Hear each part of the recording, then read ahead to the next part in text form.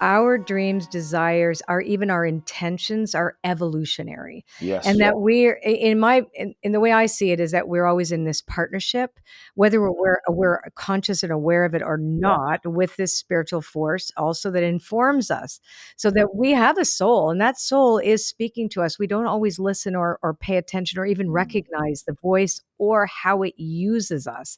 So often, whenever I've been on some pretty painful detours too, very similar. Yeah. But, both of us are we have pretty big failures when we have them.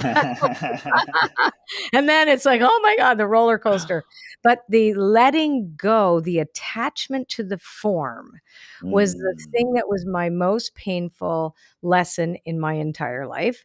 And I had that around my music career because I pursued it and pursued it and pursued it. And it didn't happen. And then I kept doing my spiritual work, and that was easy. And then but I was like, I don't really do this. I'm really a singer.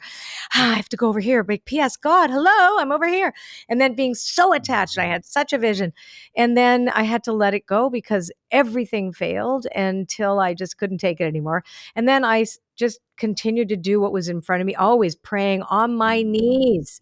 Show me what you want from me. Like, use me, because I don't know anymore what I thought I was so called. And, years later, I got the record deal, I got the albums, and I realized this was not for me. Like, I proved I was talented, but it was like I had the same voice you had, like saying no to realize this is absolutely going to kill me if I stay in this business. Like, I got to get out. I got to stay away, So the listeners are hearing you talk, and my story too, that when they think they're failing, actually it may be the grace you're speaking about. It may be that it's the doors are closing because you'll be hurt by the thing you are chasing. Yes. Right? Yeah. There's usually, like, if people have been pushing for a goal or a vision or a dream, and maybe it's not manifesting, it's not happening. You see, we often look at a situation from the perspective or the lens of our limited capacity, our ego's limited capacity to make a meaning as to what something means. But when we look at life from a limited lens of the ego, which is based on past and conditioning and the level of our consciousness in a particular moment, we're not able to see the multiple possibilities of what life is seeking to unfold. We're just looking at a sliver of reality in this moment and judging it. And so I often say, look, if something is not happening, maybe there's a few reasons. Maybe, number one, the dream that you're going for or what you're pursuing is not the highest intention for what your soul is seeking to manifest or experience through you. And so sometimes the feedback is the roadblock, is the feedback. That's not a failure. That's not negative. It's just like the compassionate course correction of the universe, just trying to not here, just course correct you.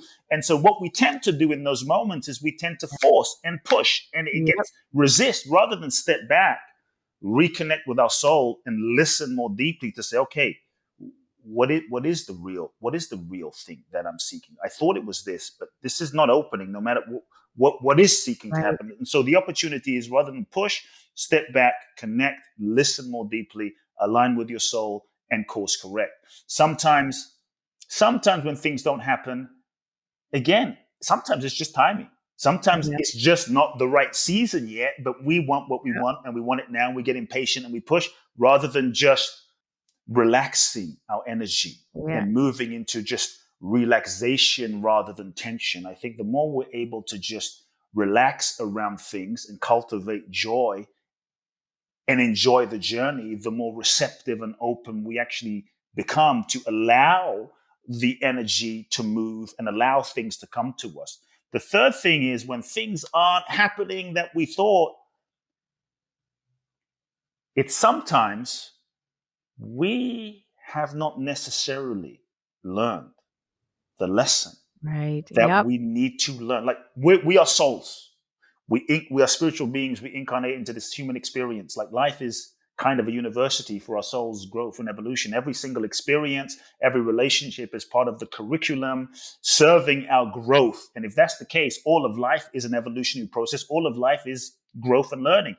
That being the case, sometimes things may not open up or manifest or materialize because we have not learned the lesson that we need to learn where we are with who we're with. And so that kind of all lessons are repeated until learned. So that kind of, we haven't quite learned the lesson here. So that the energy isn't opening up for the next level of manifestation, for the next level of success. And so I think if we're able to step back rather than forcing and go, okay, what is my soul seeking to learn here?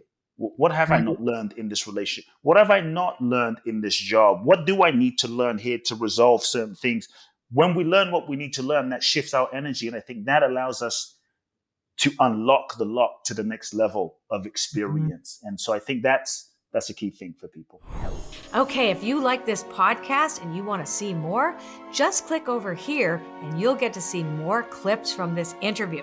If you just want to listen, well, if you click there, you'll listen to the entire interview available to you on any one of your favorite podcast channels.